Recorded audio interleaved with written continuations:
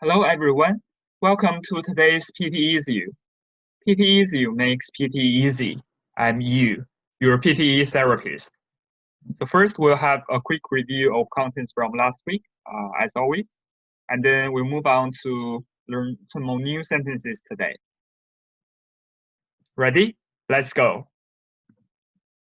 Review of last week. Number 1, ease restrictions. In phases. Number 2, tentative. Take steps to do or towards doing something. Number 3, result in, do harm in the long run. Number 4, a stone, drop the case against someone, plead guilty to something. Number 5, announce a ban on something, cite. Number 6, insist on doing something, press charges against. Number 7, extramarital affairs, at odds with, otherwise. Number 8, despite the flaws, foundation. Number 9, doom and gloom, lay off. Number 10, shrink, add up to, in excess of. And for today, number 1, both the virus and greenhouse gases put the poor and vulnerable at greater risk and demand government action on a scale hardly ever seen in peacetime. Here we have a phrase, at risk. So it means in a dangerous situation. We can say put somebody or something at risk. And scale means the size or level of something. We can say on a large scale. So the sentence means the virus, the coronavirus, and greenhouse gases normally refer to carbon dioxide. So they put the people who are poor, who are vulnerable, in an even more dangerous situation. And government needs to action in a size that's normally not seen in a peacetime. Number 2, the businesses are at the heart of the fossil fuel economy. Oil and gas firms, steel producers, car makers are already going through the agony of shrinking their long-term capacity. Here we have a phrase, at the heart of, meaning being the central or most important part. We can also say at the center of. Fossil fuel, so it refers to gas, coal, oil in general. And go through something means to experience something unpleasant. So the sentence here means the businesses are at the center of the fossil fuel economy, and then it gives us some examples such as oil and gas firms, steel producers. So they are already experiencing the pain of having their long-term ability to operate shrink, meaning reduced. We should be familiar with this word, shrink. We learned it last week, right? Number 3, carbon pricing schemes use the power of the market to incentivize consumers and firms to cut their emissions. Incentivize somebody to do, meaning to make someone want to do something by offering rewards. And cut emissions means to reduce an amount of gas, heat, light, etc., which normally leads to pollution. So the sentence here means carbon pricing scheme. It's a plan that puts a price on carbon emissions. So it provides incentive for consumers and firms to reduce their pollution. So emission is a more fancy word than pollution when it comes to writing about something on the environment. Number 4, such prices have the most immediate effect when they tip the balance between two already available technologies. So we have had effects That means have the result of a particular influence.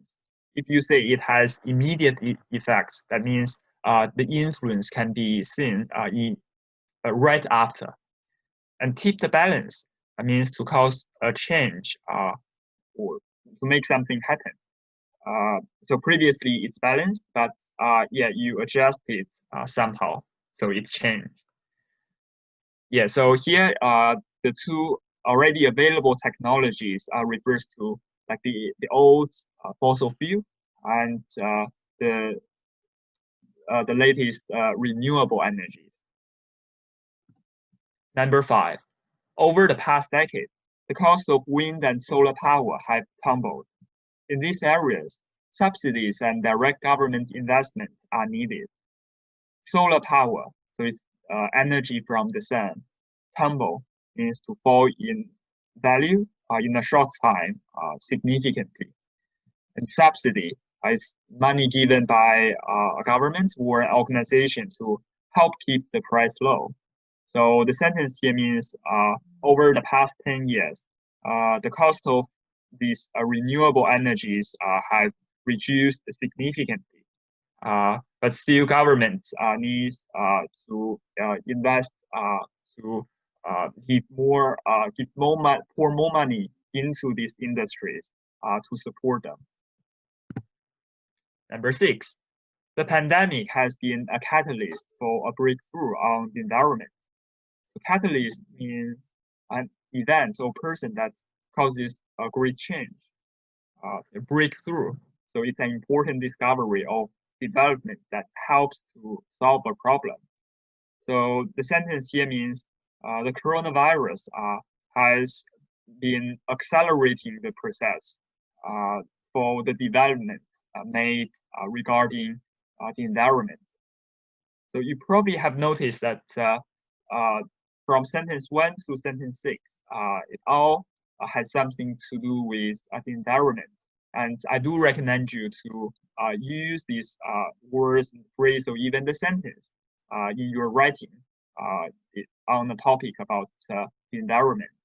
I'm thinking maybe in the future I should make a session that specifically focuses on a topic which might turn out to be beneficial. We'll see. Number 7, yet there's little doubt that these moves are in retaliation for criticism of the way it handled the pandemic. We have a structure here. There's little doubt that. So it's used to emphasize what you are saying is true or likely to happen.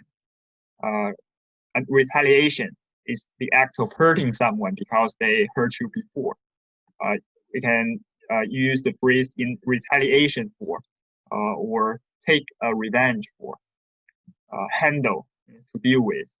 So the sentence here means it's almost certain that if these actions are in return for the criticism it received for how it's managed, how it dealt with the coronavirus.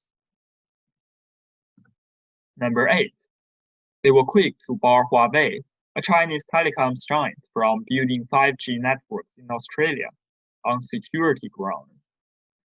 So we have a phrase bar from, means to prevent something from happening, and on some grounds means for a particular reason. So the sentence here means they prevent Huawei from building the 5G network, citing, which is the word we learned from last week, citing security concerns, or saying because they worry about the potential security issues. Number 9, the evidence is clear that the virus has widened existing divides between professionals and low-paid workers. Here we have another structure. So the evidence or something is clear that, meaning, yeah, similar to there's little doubt that. The widen. Widen means something become larger or to include a larger amount. We can say widen divides or widen gaps.